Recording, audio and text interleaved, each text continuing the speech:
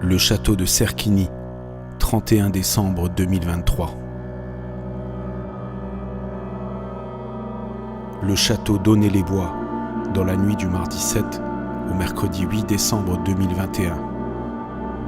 Le château de Lunéville, il y a un peu plus de 20 ans.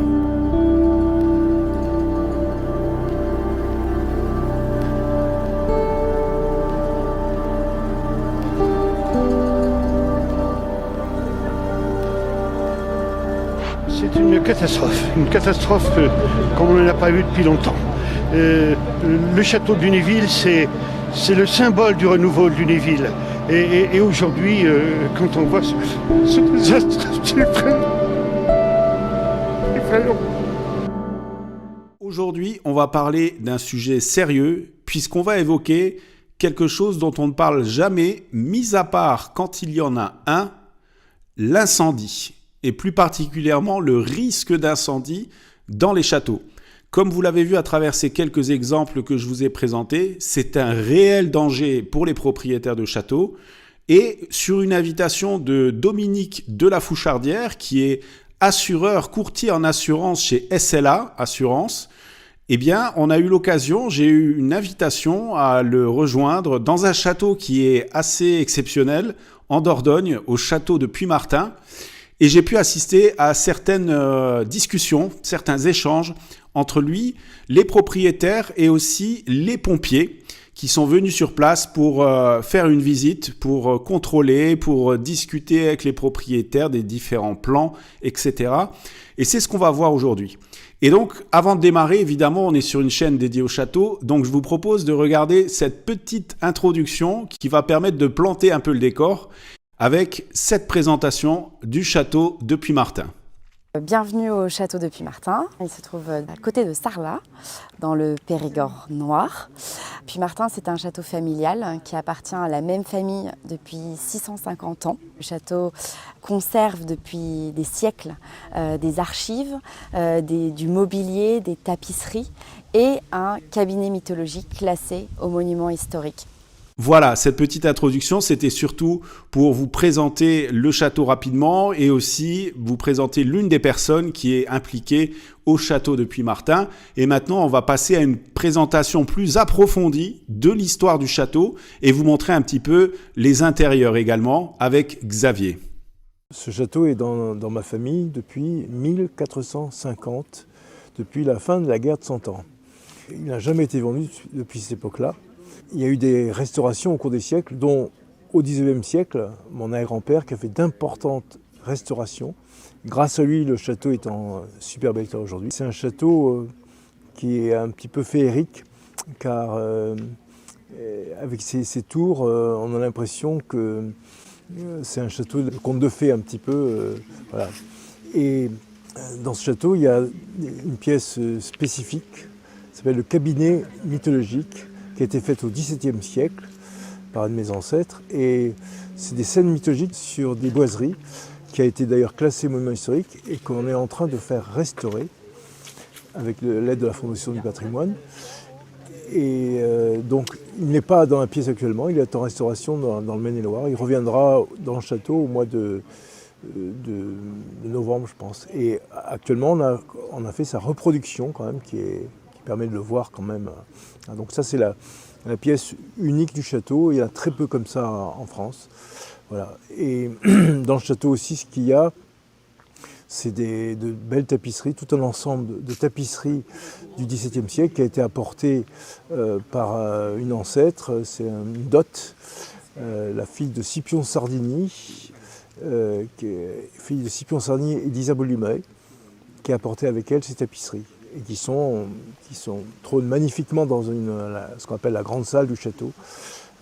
Donc c'est une très belle pièce. Voilà. Et le château, ce que disent les gens, et ce qui est vrai, il est entretenu. Il a toujours été entretenu. Et ça, les visiteurs qui viennent dans le château le disent tout de suite, ah, ce château, ça fait vraiment... Et le fait le plus important aussi, c'est qu'on l'habite toujours. On habite une petite partie du château, ma mère et moi. Et donc, on est là pour veiller au château toujours. Mais donc, c'est un château qui est à taille humaine encore.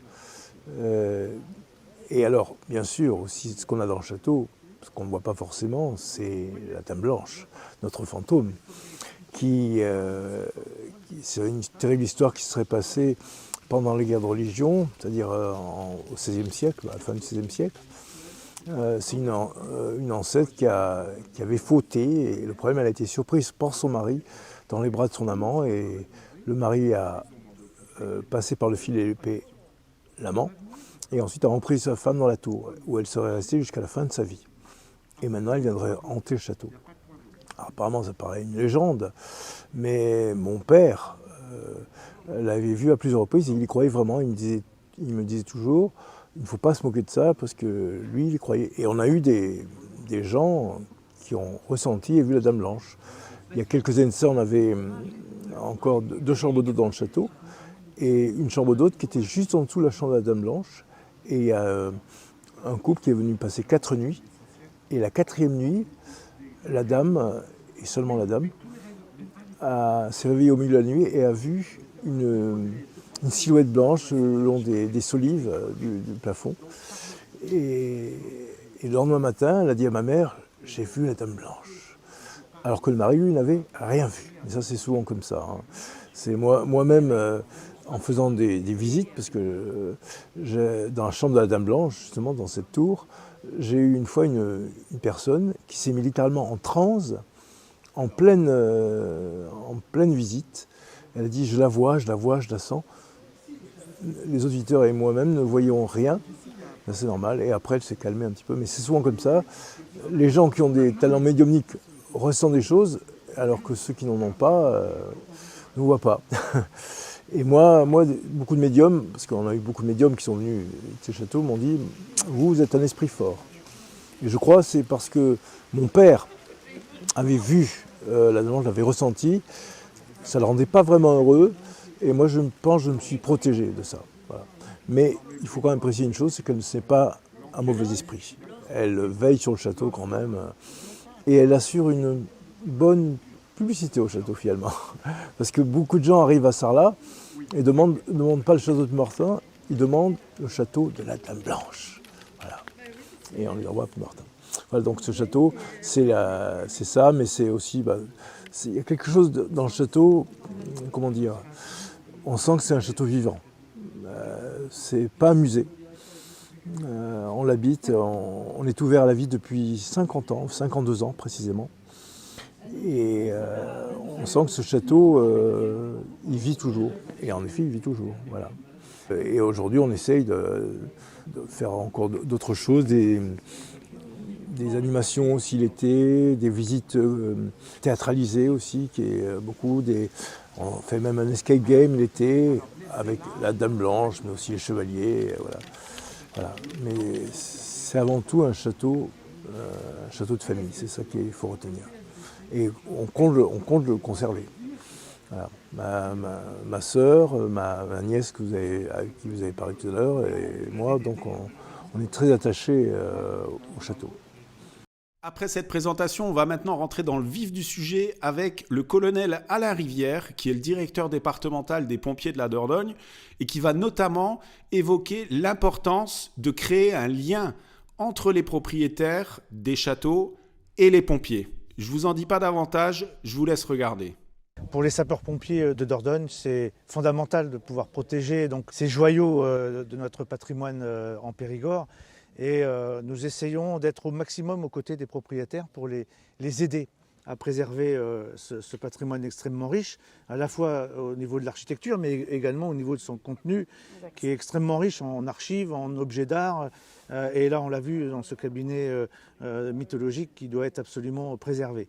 Alors, pour nous, notre travail est simple, c'est d'abord de bien connaître le château, de connaître ses accès, de connaître ses points d'eau, puisqu'on ne peut pas éteindre un incendie sans l'eau, même si dans nos consignes, on va utiliser le moins d'eau possible pour ne pas endommager les peintures notamment. Mais il nous faudra malheureusement trouver de l'eau, et surtout des accès. Également, conseiller les propriétaires sur les principales causes d'incendie, parce que il y a 3 grandes causes d'incendie dans les châteaux. La première, c'est les installations techniques et notamment les installations électriques. Donc nous sensibilisons les propriétaires sur la conformité des installations, notamment électriques. Et deuxième cause, grande cause, sont les travaux. Pendant les phases de travaux, sont des phases vulnérables, on l'a vu à Notre-Dame de Paris. Des précautions particulières doivent être prises, les entreprises doivent être choisies, sélectionnées et je dirais presque surveillées pendant les travaux et après les travaux. Et puis la troisième grande cause auquel souvent on ne pense pas, c'est la malveillance. Et donc il faut aussi préserver le château de la malveillance pour éviter voilà, trois grandes causes. Après, notre travail sera en collaboration avec les propriétaires d'identifier les priorités en termes de sauvetage. Malheureusement, nos mesures de prévention ont échoué. L'incendie, malheureusement, a pris naissance. Et il nous faut, dans le même temps qu'on va éteindre l'incendie, bien sûr, procéder au sauvetage des personnes, ça serait la première priorité, quand il y a des personnes, préserver le bâtiment et en même temps, on va mettre en œuvre des techniques pour sauver les œuvres. Et nous ne sommes pas des connaisseurs de l'art. Et il nous faut absolument votre conseil. Il nous faut nous dire, dans telle pièce, telle tenture, tel objet d'art est primordial d'être sauvé en priorité. Et donc on va prioriser notre action sur ces œuvres. Si on doit en sauver que 10, ben on en sauvera 10, mais selon vos conseils. Et puis on les mettra à l'abri pour pouvoir être après préservées et être, pourquoi pas, restaurées si malheureusement elles ont été endommagées par l'incendie.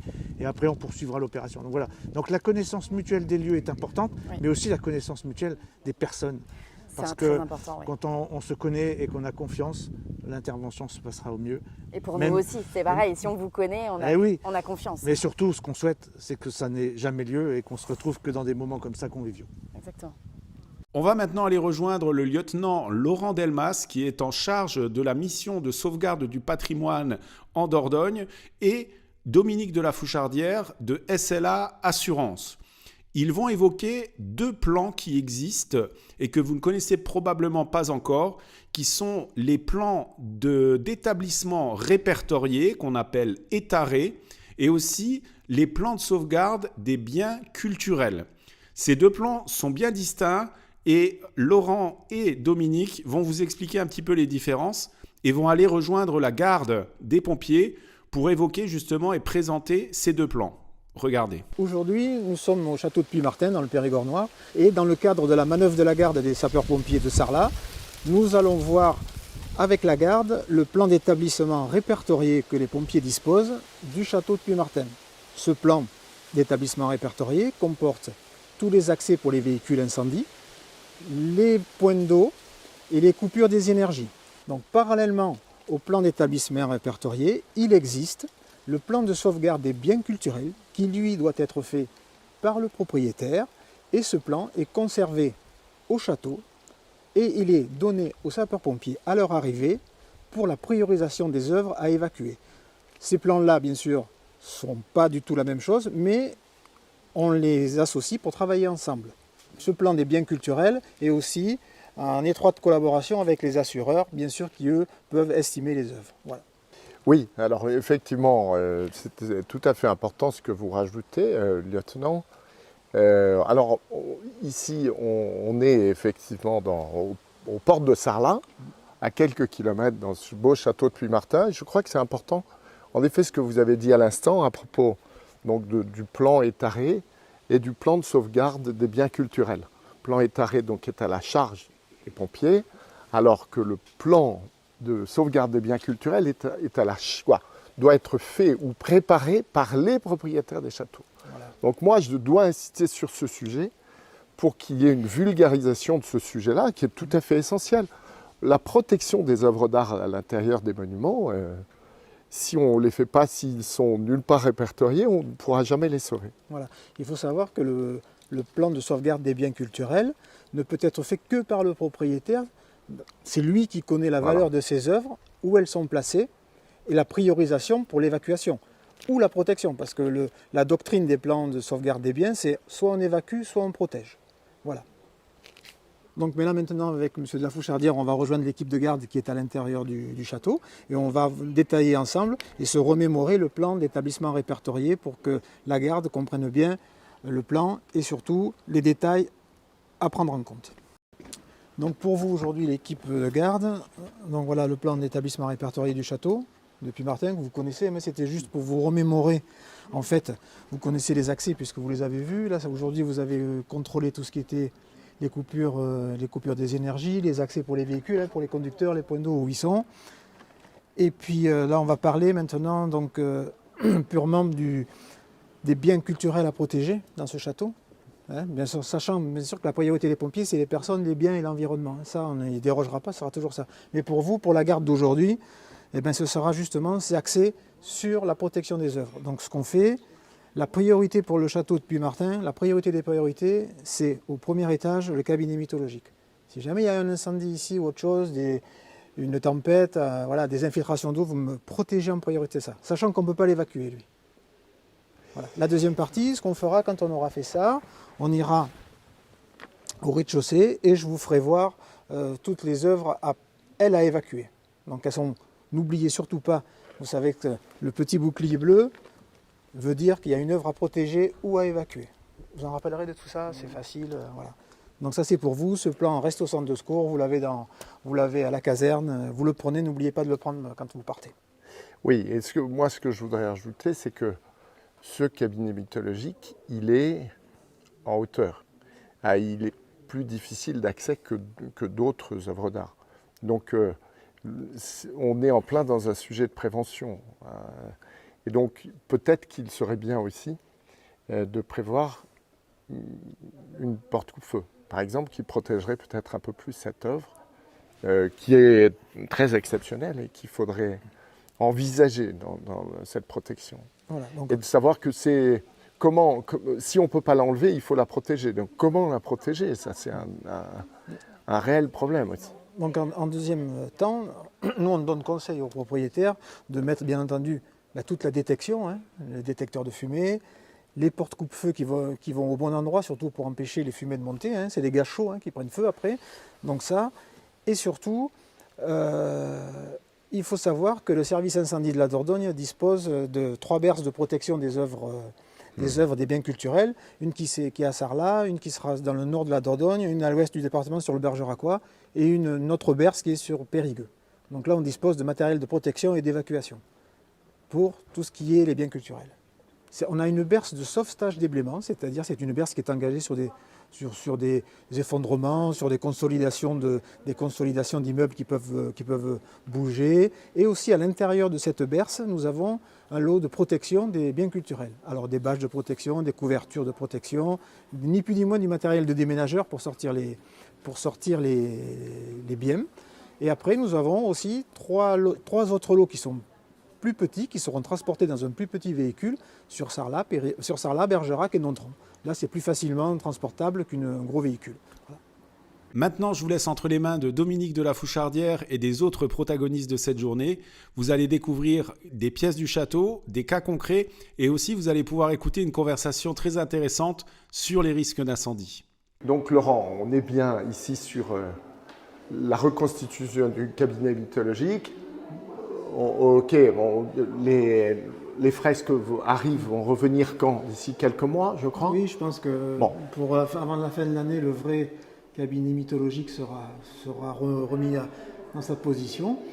Mais il faut savoir que donc, en ce qui concerne le plan de sauvegarde des biens culturels, dans les deux doctrines, enfin dans la doctrine, le cabinet mythologique, lui, ne pourra pas être enlevé. Il sera protégé par des bâches de protection inifugées, des bâches de protection contre l'incendie.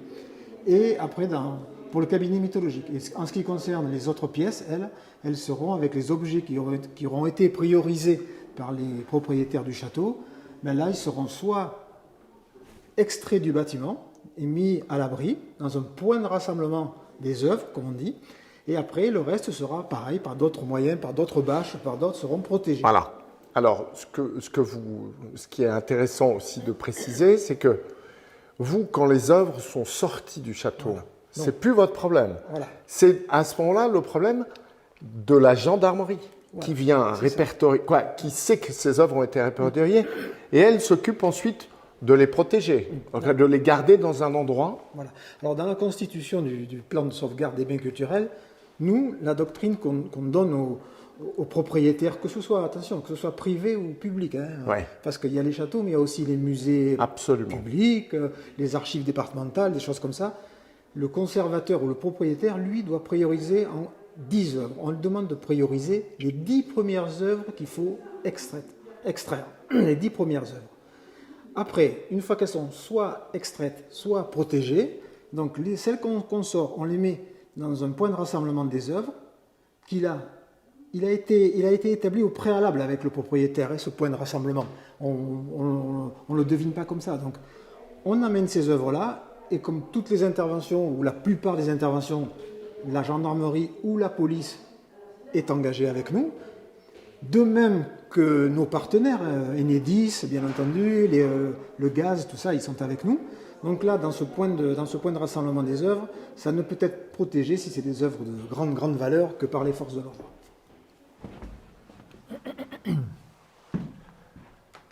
Alors, on est ici typiquement sur une pièce exceptionnelle. D'abord sur la surface même de cette pièce qui est importante.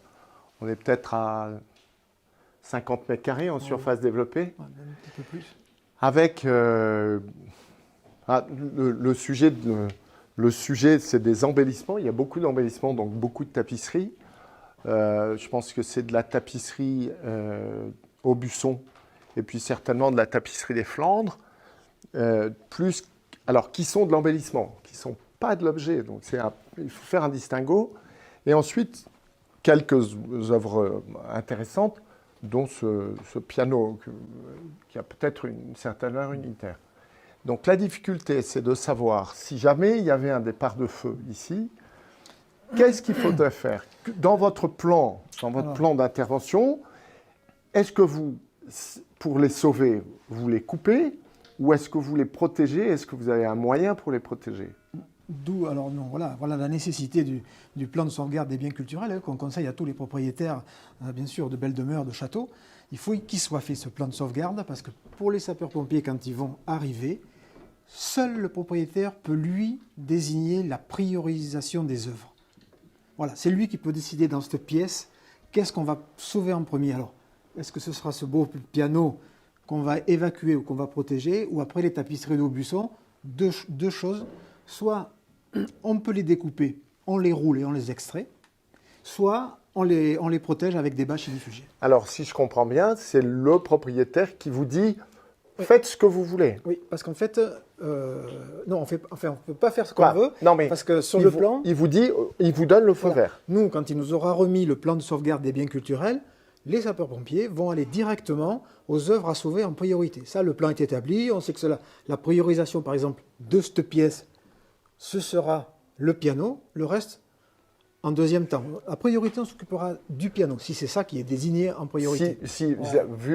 Oui, quelle est la nature unitaire de cet objet par rapport au reste? Parce que parfois, il faut savoir que dans les plans de sauvegarde de biens culturels, on va protéger des biens qui auront parfois pas de grande valeur, mais qui seront sentimentales. Voilà. Par exemple, je ne sais pas, le cadre ici, il faut le sortir parce que c'est le seul qui est de la famille. Donc voilà. Mais ça, il faut absolument que les propriétaires prennent conscience de faire ce plan de sauvegarde des biens culturels, même si ce n'est pas un registre de la Redoute, si c'est 2 feuilles avec les œuvres marquées dessus, nous, ça nous suffit. Et vous voyez, il y a aussi quelque chose, mon lieutenant, qui est aussi très important. C'est de savoir, en fait, si cette peinture au-dessus de la cheminée est un meuble ou un immeuble. Donc, en fait, il faudrait savoir si jamais il y avait un départ de feu, est-ce que vous pouvez l'enlever? Est-ce que ça peut être une priorité? Je pense que là, on est sur aussi quelque chose d'assez exceptionnel. Donc ça mériterait de demander aux propriétaires ce qu'ils en pensent. Voilà. Et puis, pour alimenter tout ça, en première partie, il faut savoir qu'on a le plan d'établissement répertorié, qu'on a vu tout à l'heure, la visite des pompiers de Sarlat, de la garde qui est venue. Et là, le propriétaire dit à mes collègues, voilà, cette chose-là, il faut... Soit on peut l'enlever parce que c'est possible, on la dégrafe, soit on ne peut pas, on la protège avec du matériel. Mais est-ce que c'est si facile à dégrafer que ça? Mais tout dépendra si c'est cloué. Si c'est cloué. Il faut quand même bien stipuler en amont Ça pourra se faire que si ça n'est pas un gros sinistre, un gros incendie. Voilà. Voilà. On parle toujours d'incendie, mais il peut y avoir une grosse tempête, une grosse inondation. Hein. Donc s'il y a des grosses infiltrations, est-ce qu'on enlève, est-ce qu'on protège? Voilà. C'est ça la priorité. Il faut absolument que les propriétaires nous parlent de ça. Moi, je trouve que c'est ce que vous disiez tout à l'heure, et ce que vous venez de dire aussi, c'est découper des tapisseries, même si on a une valeur importante, c'est mieux que de les voir partir en fumée. Ça, je suis d'accord. Il vaut mieux la découper, la sortir, même si elle est un petit peu abîmée, esquintée, que de la voir partir en fumée. Partir en fumée. Il faut savoir qu'en 1968, à Hautefort, ils n'ont sorti qu'une ou deux tapisseries jetées par les fenêtres. Hein. Sinon, tout serait parti, malheureusement, dans l'incendie. Hein. Eh oui. Donc, oui. il faut savoir que, alors, juste pour l'anecdote, moi, je conseille, avec M. de la Fouchardière, hein, c'est de l'assureur, c'est lui qui... Voilà. Moi, je conseille à tous les propriétaires de mettre de la détection incendie. Ça, c'est primordial. L'anecdote ici, il y a 4-5 mois de ça, la détection existe, hein, ici. Ils ont poncé un mur, ils ont poncé une paroi, ça a fait de la poussière, ça a détecté. De suite, les détecteurs se sont mis en marche par le biais d'une compagnie de sécurité et de télésurveillance. C'est tombé directement chez nous à la salle opérationnelle, de suite. Pour nous, ça a été feu au château de Puymartin, donc avec de nombreux engins engagés au départ. Il n'a fallu simplement un appel de la propriétaire en disant « Attention, ce n'est pas un incendie, c'est un détecteur qui s'était mis en marche. » Mais ça n'est pas du tout ça. Voilà, donc nous on a arrêté tous les secours, mais pour vous dire que ça fonctionne et que ça peut vous sauver tout un bâtiment. Quoi. Alors, petite précision utile aussi pour les propriétaires. Quand nous, assureurs, on recommande de la détection incendie, en général, on recommande aussi que ce soit relié à une télésurveillance, parce qu'un détecteur qui sonne pour tout seul, dans une grande baraque, c'est très compliqué. Mais alors, la télésurveillance, est-ce qu'elle est chargée de vous appeler après automatiquement ou c'est pas systématique? Si, c'est eux qui appellent les secours directement. Les secours, puis aussi les forces de l'ordre, hein, je pense qu'ils sont engagés. Voilà. Sur les deux Oui, les secours, c'est sûr. Quel que soit le monument, que ce soit classé, inscrit ou non inscrit, le problème est le même. Même la maison du particulier. Hein. Du particulier. On a fait beaucoup d'interventions, nous les pompiers, sur des maisons particulières. La détection existe par le biais d'une société, ça tombe chez nous. Est-ce que la priorité, c'est d'abord appeler le propriétaire ou est-ce que c'est d'abord appeler les pompiers en cas de départ de feu? Non, je pense que... c'est-à-dire que les détections comme ça sont reliées à plusieurs personnes. Oui. Les secours sont engagés à premier avec le propriétaire prévenu, bien entendu. D'accord. C'est obligatoire. Mais après, tout ça, c'est... Nous, chez nous, dès qu'on reçoit un appel pour n'importe quelle détection, que ce soit une maison, les secours partent. Bien entendu, si le propriétaire appelle, ça s'est passé encore hier sur le Sarladais, en fait, c'était une détection qui s'était mise en marche, les secours sont partis, ils ont fait demi-tour parce que le propriétaire lui, a acquitté que c'était absolument rien. Maintenant, si vous permettez, en fait, on va aller retrouver la propriétaire pour qu'on parle un peu plus de prévention et de protection, et avec le contrôleur général qui sera là aussi et qui pourra aussi, avec vous, nous parler de tous ces sujets essentiels. Essentiels, bien sûr. Oui. Je pense qu'il devrait y avoir une réflexion un peu plus, tous ensemble, nous, assureurs de monuments historiques, et vous, spécialistes du patrimoine, de la protection contre le feu. Voilà. Mais je pense que c'est intéressant, en tout cas, d'échanger sur ce sujet. En fait, il y a deux dossiers à Puymartin, parce que Puymartin a la chance de recevoir du public. Donc, en tant qu'établissement recevant du public, le château est soumis à une réglementation qui permet d'avoir déjà un minimum de mesures de prévention, telles que de l'éclairage, de sécurité, on a vu, des extincteurs, des accès et une philosophie de sécurité. Mais rappelons qu'en France, la réglementation incendie des ERP vise à protéger le public en priorité. Et le bâtiment sera traité de manière secondaire. Et c'est pour ça que je dis que c'est le deuxième sujet à Puymartin, puisqu'on n'est pas dans un établissement recevant du public classique, on n'est pas dans un magasin, on n'est pas dans un cinéma, où effectivement, une fois que le public est dehors, on a gagné la guerre, entre guillemets, le public est sorti, le bâtiment, il y a des assureurs pour les reconstruire. À Puymartin, si le château venait à brûler, on aurait des difficultés à le reconstruire à l'identique. Ça serait réellement une perte énorme. Donc il nous faut, vous l'avez dit, prendre des mesures nouvelles. Et donc les mesures nouvelles, elles vont passer déjà par des moyens en eau qui permettront aux sapeurs-pompiers de pouvoir disposer de l'eau en quantité suffisante pour aller vite, pour éteindre l'incendie. Des mesures de détection, puisque plus vite l'incendie est détecté, plus vite l'alerte est précoce, et plus vite les sapeurs-pompiers sont sur les lieux pour limiter la propagation des fumées et des gaz chauds. Et on sait que les installations électriques sont des sources. Donc la thermographie est très intéressante parce qu'on va pouvoir très rapidement détecter un échauffement électrique qui pourrait venir d'une surcharge, parce qu'on a mis plusieurs appareils sur une même installation électrique, ou d'un court-circuit, parce qu'un rongeur est venu abîmer la gaine et que les fils électriques sont à nu et qu'on crée le court-circuit. Le système de thermographie va le détecter dans la seconde. On est dans la seconde. Et va isoler l'électricité pour éviter que ça se propage. Et surtout, on a une alerte rapide.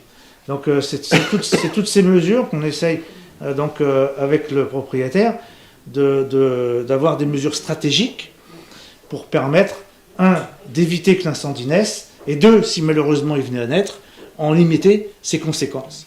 Donc, par des positionnements de porte-feu, par des moyens de défense incendie, des extincteurs qui existent déjà, et puis, on l'a vu ce matin, l'entraînement des sapeurs-pompiers. Il est capital que les sapeurs-pompiers connaissent les lieux, savent les priorités dans le bâtiment, etc. Et qu'il y ait aussi des sources d'eau suffisantes. Et ça fait partie de nos préoccupations. Alors, à Puymartin, on n'a pas le sujet également de l'accès aux façades. Ça, c'est un bonheur pour nous. Oui. On pourra accéder aux façades, c'est-à-dire que nos camions, notre grande échelle pourra accéder aux façades. Ce n'est pas le cas dans tous les châteaux, malheureusement en Périgord, où il nous sera très difficile d'aller couper une propagation sur une charpente parce que nos échelles n'auront pas accès. Et ça c'est très très intéressant, ce que vous dites depuis longtemps à propos de l'accès aux façades. Est-ce que vous pouvez en dire un peu plus? Alors oui, parce que si on n'a pas accès aux façades, d'abord on aura des difficultés pour pénétrer à l'intérieur du bâtiment par les fenêtres existantes, puisqu'on va rentrer. Le feu, on ne l'éteint pas à l'américaine à l'extérieur en mettant des lances tout autour. On va noyer le château. Là. Si on fait ça, on perd les œuvres et on perd le château. Donc ce qu'il nous faut, c'est à la fois aller à la rencontre du feu, donc rentrer à l'intérieur du bâtiment pour aller chercher le feu, et le coiffer. Et pour le coiffer, il faut qu'on surplombe l'incendie avec une grande échelle. Et pour ça, il faut accéder aux façades. Il faut avoir les moyens déjà, que les sapeurs-pompiers doivent disposer à la caserne. Oui, absolument. Alors, une fois qu'on a les moyens, il faut après approcher les façades. Et ça, c'est un enjeu majeur dans le département. Vous avez parlé tout à l'heure des installations électriques. Est-ce que ça doit être contrôlé chaque année ou refait? Certaines vieilles installations. Alors oui, vous avez raison de l'évoquer parce qu'une installation électrique, elle vit. On peut la démonter, on peut faire évoluer l'installation, elle vieillit aussi.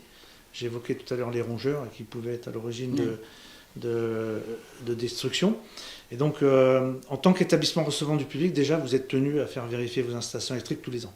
Donc, il y a une obligation réglementaire qui s'impose à vous. Et puis aussi, parce que vous allez être sensible au fait que il vous faudra avoir le conseil sur le disjoncteur. Est-ce que votre disjoncteur différentiel est en état de fonctionner? Et cela, le technicien, l'électricien sera en mesure de vous le dire, et aussi de vous dire que telle ou telle partie de l'installation devient obsolète et qu'il serait bon de la rénover, de remettre des interrupteurs qui soient plus conformes. Parce que malheureusement, dans beaucoup de châteaux, on retrouve des installations en apparent, avec des interrupteurs qui sont des vraies sources d'incendie, avec des échauffements très, très importants. Des fils de coton. Alors aujourd'hui, je sais que les fabricants arrivent à faire des interrupteurs qui sont très proches de l'architecture du bâtiment. Fois, pour éviter de tomber dans du moderne, dans du contemporain qui n'aurait pas de sens dans un château comme ça. Mais oui, il faut faire vérifier ces installations tous les ans, c'est important. et intégrer le paratonnerre. Le paratonnerre, ça c'est très important aussi. Et Et si je peux me permettre aussi quelque chose, c'est que normalement, il vaut mieux demander aussi à vos installateurs, à titre d'information, s'ils peuvent vous fournir un document qui est une certification qui s'appelle le Q18.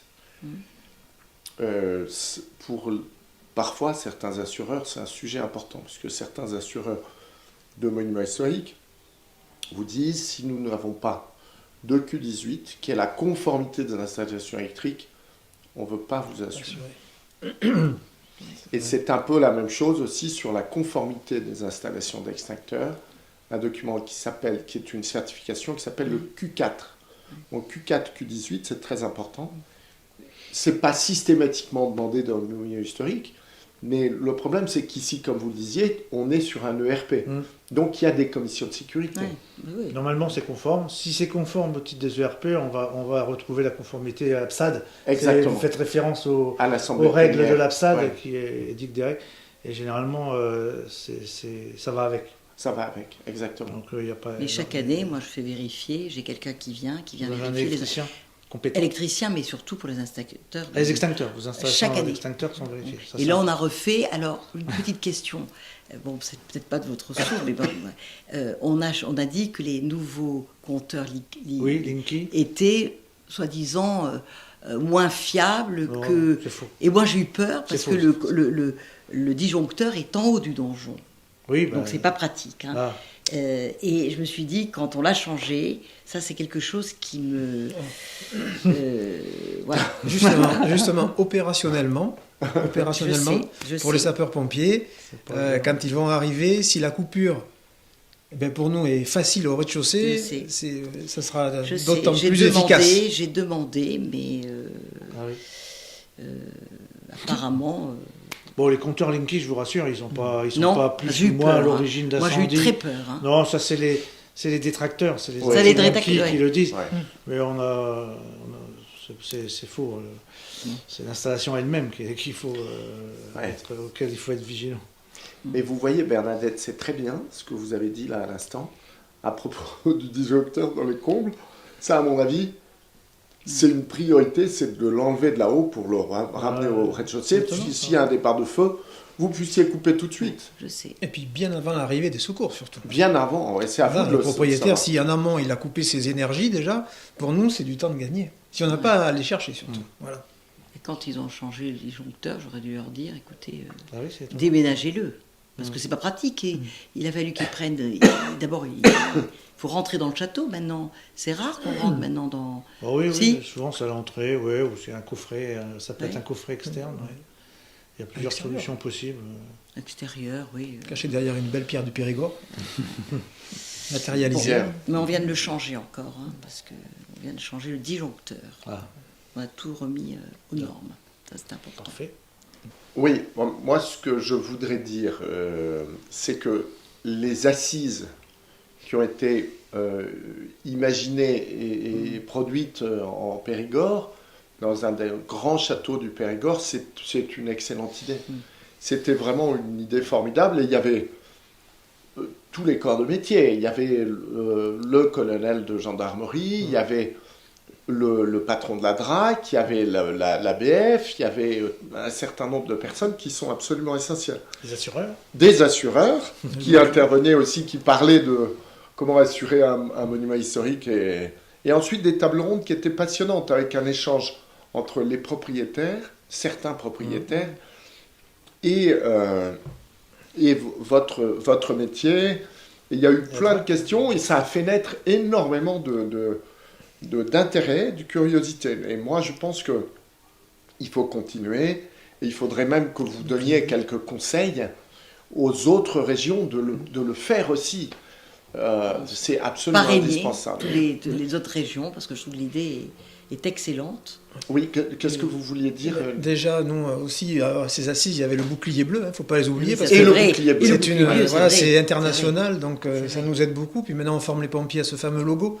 Donc voilà, quand ils ouvrent un plan, ils voient le bouclier bleu, ils savent que c'est une chose à sauver. Puis nous, au sein du département de la Dordogne, alors Les collègues d'autres départements, voilà, ils font comme ils veulent, mais nous, au sein du département de la Dordogne, tous les chefs de centre qu'on rencontre, on leur porte la parole d'aller faire une manœuvre. Les propriétaires ouvrent leur château, ouvrent leurs biens pour effectuer des manœuvres. Et au contraire, on dit toujours, nous, manœuvre difficile, la guerre est facile. Donc voilà, c'est beaucoup plus facile pour nous. Bon, c'est vrai. Et moi, il y a un mot que j'aime beaucoup aussi, et que j'ai appris de la part d'un pompier l'autre jour, c'est presque poétique, c'est la part du feu. Ah, la part du feu. Et moi, je trouve que c'est un mot très beau. C'est-à-dire que les pompiers, quand ils arrivent sur un incendie majeur, ils disent souvent avec le propriétaire, eh bien, hélas, il faut abandonner la partie la moins prestigieuse et ne s'occuper que de la partie la plus belle,